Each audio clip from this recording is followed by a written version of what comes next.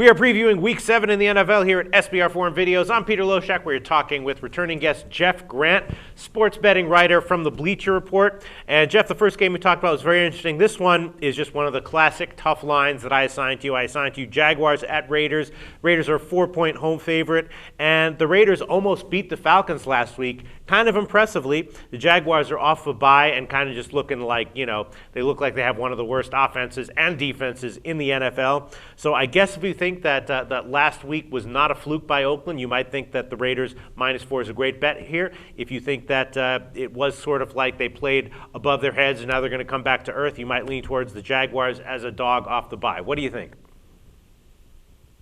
I can never play the Raiders as a favorite. That's as easy as from a matchup and from a wallet perspective. If you're laying the points on the Raiders, and I know that they have a new head coach, and that's been the case for about five, six seasons in a row now. They've always had a new head coach, but things really haven't changed. And there's a lot that can go wrong when you wager on the Raiders. Just like last week, they killed the Falcons statistically. It wasn't even a close game. Mm-hmm. Me personally, I played the Raiders in the first half, and I was glad to just get out of the first half because you know what can go wrong with the Raiders. Yeah. And that's exactly what happened. Carson Palmer throwing a pick six, and Atlanta survives another week as being the lone undefeated team in the NFL. So from that perspective, I'm not going to play a team that's going to fly across the country by any regard either, even though they're off a bye. And I think they have the worst quarterback in the NFL, Blaine Gabbert. I think he is the worst. I don't even know why they chose him in the first round. From Jacksonville's perspective, I wasn't high on Minnesota's Christian Ponder either in that same draft, but he's actually proved me a little wrong this year, but the jury's still out. But Blaine Gabbert, he's only thrown for over 200 yards once in his career on the road. So I'm not advocating a play on Jacksonville. I'm not advocating a play on Oakland. So what I got to do is look at the total. Mm-hmm. That's what I do in handicapping. When I can't find a strong side to go, I'm looking at the total. And these two teams are pretty unique in the new NFL. The new NFL is a pass-oriented league.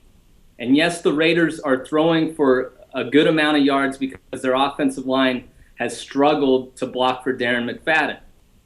But I looked at the plays per game. It's a very important statistic when handicapping a total. It's much like handicapping a college basketball or NBA total that people should really utilize in the upcoming months. How many shots a team is putting up in basketball. Same thing for plays in football.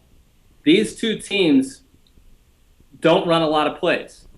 And I handicap the fact that these two teams average less than 62 plays a game. That's 62 snaps. Jacksonville ranks 31st. Oakland ranks 23rd. When two teams have matched up that run under 62 plays a game, when those two factors collide, 6 games, the under is cashed 5 times. That's why I'm on the under in this game. Wow. No, I like that. I might bet it myself. I mean, the Raiders went on the road into Atlanta, and that game only went to 43 points itself. So now they're, hosting Jacksonville.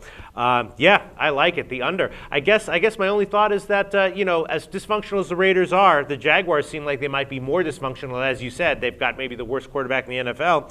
I'm thinking maybe the Raiders, if it wasn't a fluke, they were productive against the Falcons, maybe the Raiders -4 is worth a small shot. Well, I'll throw out Carson Palmer, its ATS record as a home favorite. Okay. And if you're willing to bet on a 10, 24, and 1 against the spread record as a home favorite, then by all means do it. Okay. No. I've handicapped Palmer in finding some information on Jacksonville's side.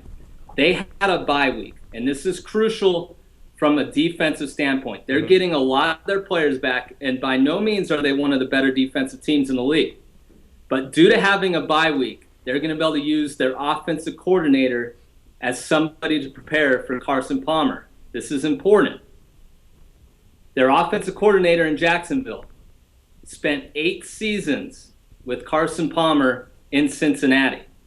So he's not only going to be able to have time to game plan on his end, in running the ball with Maurice Jones-Drew, but he's also going to be able to help out the defensive game plan against Carson Palmer because Oakland's had no ability to run the football. But I think both teams, if both teams plan on making the playoffs this year, this is the most important game on their schedule, because both teams know coming into this week that they have a realistic chance of winning the game.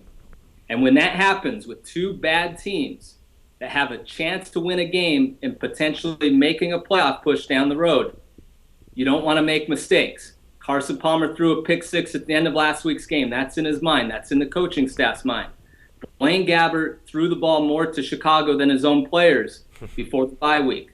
So it's close to the vest play calling, and that's another reason why I like the under. Awesome. Totally convinced. Great preview, Jeff. I'm on the under as well. Thanks.